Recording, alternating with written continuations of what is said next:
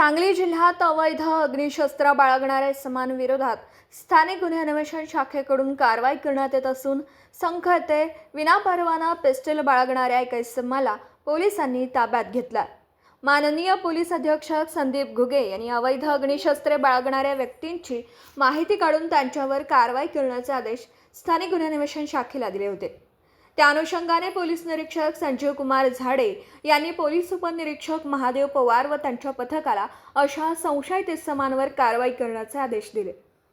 त्यानुसार पोलीस उपनिरीक्षक महादेव पवार यांच्या पथकातील police head constable Amsiddha Khot, Amol Edale आणि पोलीस कॉन्स्टेबल रोहन घस्ते यांना गोपनीय बातमीदारामार्फत माहिती मिळाली। संखतया अंकलगी रोडवरून संख तलावाकडे जाणाऱ्या रस्त्यावरील कट्ट्यावर बसलेल्या एका इसमाकडे विनापरवाना अग्निशस्त्र मिळालेल्या माहितीनुसार पोलिसांनी त्या ठिकाणी निगराणी ठेवली असता कट्ट्यावर एक संशयित इसम बसलेला दिसून आला।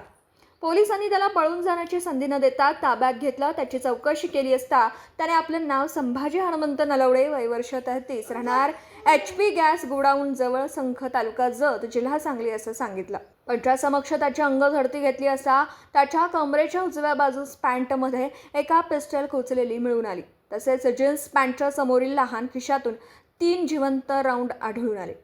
संबंधित अग्निशस्त्र बाळगण्याबाबत त्याच्याकडे कोणताही कायदेशीर परवाना नसल्याचं त्यानं सांगितलं।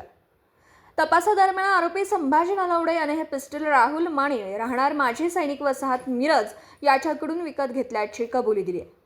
पोलिसांनी आरोपीकडून एक पिस्टल आणि 3 जिवंत राऊंड पंचासमक्ष जप्त केले।